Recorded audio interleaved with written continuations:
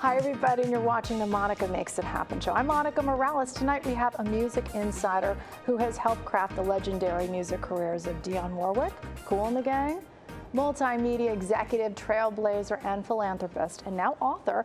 Angelo Ellerby is here to talk about his new book. It's about his life, legacy, and lessons anyone can apply to their lives. Can you believe that? And the CEO of City Harvest is also here. For more than 40 years, City Harvest has been feeding our city one day, one meal, one New Yorker at a time, including thousands of families each week. We're talking to the nonprofit CEO about the solutions to the hunger crisis right now and what you can do to help. But first, this.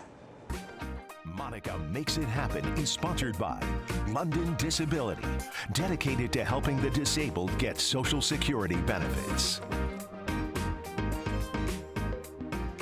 And it's an honor and privilege to have him here in our studios. Throughout his 55 years in the music industry, he has helped to build countless careers. Dionne Warwick, Kool and the Gang, DMX, Mary J. Blige. Everybody in the music industry knows him and loves him. Angelo Ellerby is here. Thank you for joining us today. Much love to you, and thank you very much for having me on today. I am such a fan of yours, from Dionne Warwick and her relationship that you have, that very special relationship, to just how kind you are and how well known you are. You're so humble about it as well. What does this title mean? What does it mean? It means that this world is in turmoil, that this world is selfish, that people in this world is selfish. And I believe that it's my time to give back to communities. My book is not, it's a template of my life. And yes, it does include the celebrities, but that's no more than to get the attention of the purchaser to buy the book. That's right. This book is about everyday life. It is about mentoring. It's about taking chances. It's about giving chances. My book is focused into the homeless, the HIV positive victims, the incarcerated. It goes on and on and on. I give examples. It is my job as a human being. It's my job as a person in my position to give it all back. Do you understand that you take nothing with you? Nothing. We work very hard each and every single day to have the great homes, all those tangible things. Yeah. But when it's done, right? Yeah. This book is about a give back. It's making you understand that life is a gift. It's not a given. And when that time comes in your life, you can do no more than perish.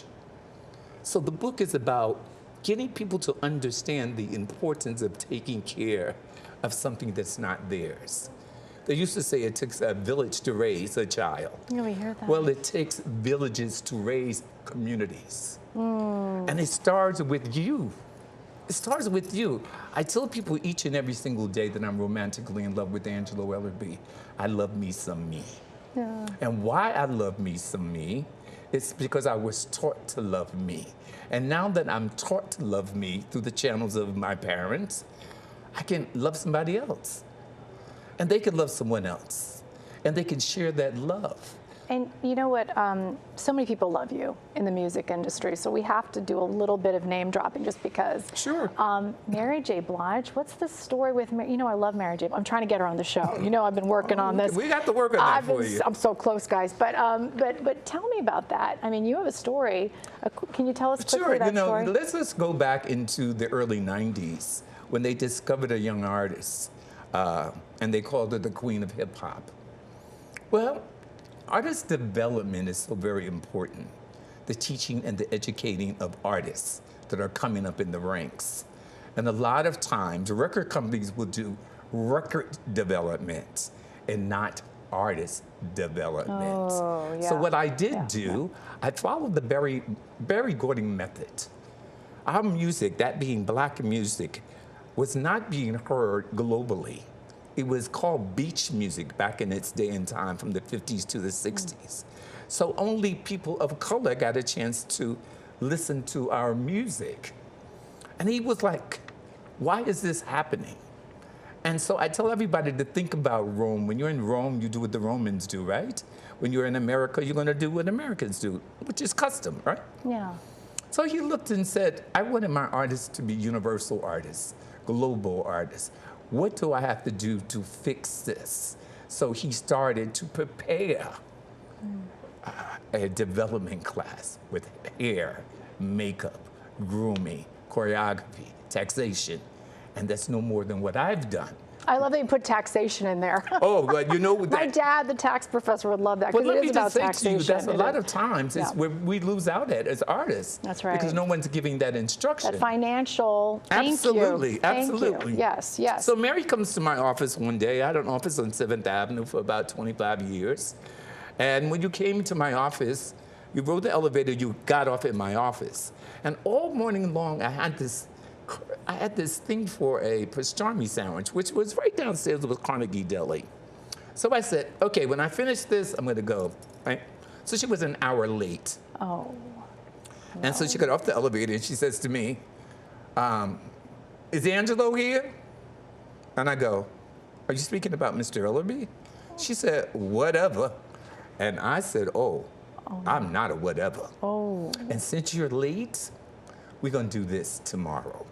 No. So yeah, it was canceled, automatically canceled. Just so you know, if Mary wants to come on our show, you can be anytime. You can be 2 hours late. But the studio would hate that. But anyway. But yeah, so but just to finish that story, yeah. The next day she came 2 hours early. Oh, wow. Wow. And we Look at that. we started Strange. Just to think love it. that this is a lady that did not like to do interviews. She is now an Oscar-nominated actress. It's amazing what you did. So it's amazing. not about instant coffee. It's about brewed coffee. Oh. What I do, it takes some time for it to hit and to percolate, and for for you to drink it. First of all, can you be my agent? I think, Angelo, I need your help. But anyway, to say to people about this book, I want them to buy this book. I want them to read this book. Just an ending of hope. What do you want them to get from this book? If they open up those pages, spend the time wherever they are to read, or even look at it on their... Don't look at your life as a failure. Look at your life as taking experiences and applying it, and take yourself out of that circle. Think it. If you think it, you can do it. If you think it, you can do it. And that's really at the end of the day. If you want to be separate and apart from the environment in which you grew, just think it. You can do it. I'm from Newark, New Jersey. My mother had an 8th grade education. Yeah. She was a waitress. Yes. But she provided me with so much knowledge. I thought she was a doctor because she had this knowledge that took all of her 6 children and brought them up and fed us good energies and good lessons and manners. And these are the kinds of things that are missing in our homes. So I want somebody to walk away from this book knowing that you can do better and that God gives you chances. Take those chances. Thank you, Angelo. And you'll be back on our show, right? You're going to be a regular. You're always back here, usually with celebrities, but you're the celebrity this time. You're the focus. I'm so glad you wrote this book. And I feel like we had the same mom in some ways, but thank you for joining us. Let's turn now to a huge nonprofit, City Harvest. We love them. September is Hunger Action Month, and City Harvest is taking action. The organization is really on the front lines of a hunger crisis right now. According to Feed NYC, the need for food in New York City is the highest on record. This year, get this, 82% up. Joining me now is Jilly Stevens. We just love her, the City Harvest fabulous CEO, a true community champion and friend to our show. Thank you for joining us, Jilly. Thank you for having me, Monica. Very good to be here. I am such a fan of yours. I've done so many stories on what you've been doing out in the community. And now to have you in the studio, it's a huge honor and a privilege. Talk to me about those numbers, shocking numbers that we're getting. Soup kitchens are seeing what, 1 million more visits each month? 1 million more visits each month, yes. Wow. So we're seeing an increase of 82% in the number of visits to soup kitchens and food pantries in the 5 boroughs of New York City. 82% higher than we saw in 2019 and higher than we saw last year. The story it tells is that so many of our neighbors are struggling to make ends meet. And so they'll turn to this fantastic network of food pantries to be able to put food on the table for themselves and their families. It's incredible what you've been able to do. I wish we could tell the audience the work that you do. All we can do is show them, really, and that's through the stories that we tell. But you actually save and rescue, what is it, 1 million pounds of food? How do you do that? Well, City Harvest is New York City's first and largest food rescue organization. We've been rescuing food for over 40 years, and in those 40 plus years, we've rescued and delivered over 1 billion pounds of food. That's 1 billion pounds of food. Yeah. Like, we just have to take that in. 1 billion pounds of food. That's a huge amount, and that's perfectly good food that would have gone to waste, would have gone to landfill. And this year, we expect to rescue and deliver over 81 million pounds of food. Over 70% of it will be fresh fruits and vegetables that are very expensive for families who are struggling to make ends meet.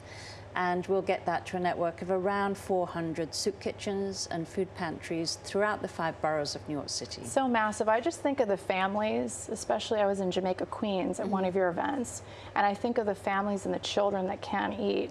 And the touching story about you, a big family, 5 sisters, and it came from a family of giving, right? This is genetic for you. Definitely. I come from a big family. My parents sort of instilled this notion of giving back from a very early age.